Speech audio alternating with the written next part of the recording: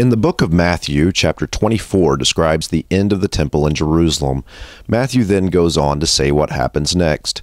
Immediately after the distress of those days, the sun will be darkened, and the moon will not give its light. The stars will fall from the sky, and the heavenly bodies will be shaken.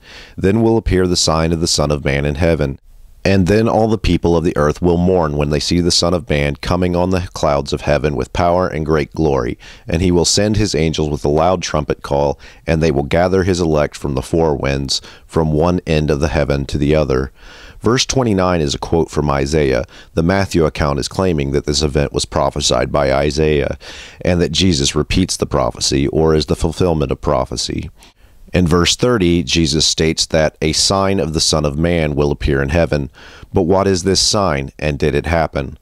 Well, according to the previous verse, the sign involves the sun being darkened and the moon not giving light. And about 6 months after the sack of Jerusalem, we have the 71 eclipse. Jesus is not prophesying here, he's stating fact. The book of Matthew was definitely written after the 71 eclipse, and it's likely that it was written far later. External evidence at its best points to authorship around 140. With near absolute certainty, the sign of Jesus is an eclipse. The Matthew account is a version of the 71 eclipse that followed the destruction of the temple. On the Isaiah quote, the stars falling, notice the Revelation 12 account. In the description of the Hydra constellation, Hydra flings a third of the stars out of the sky, and notice the shaking of the heavenly bodies. Revelation 12 describes a war in heaven. It's a war of the stars. The stars were not simply shaken, they went to war in 71. It was a war of epic proportions that determined the fate of Judaism after the Second Temple was destroyed.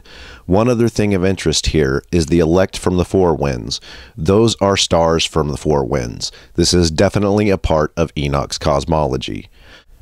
Up until this point, I had suspected that Revelation 6, the 59 eclipse, may be the birth of mythological Jesus. But all of Revelation chapter 12, the 71 eclipse, indicates this event as the birth of Jesus or Christianity. I ignored part of the symbolism in this chapter, quite frankly, because chapter 12 was the only evidence I had that there was a link. Matthew fortifies that link. Yes, Matthew indicates that Jesus was a real person, but that Jesus was a much later construct.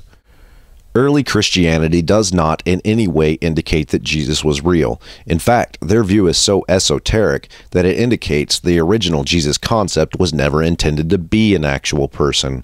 Matthew is the result of decades of evolution in Christian thought, decades of adjustment, reconstruction, and redirection.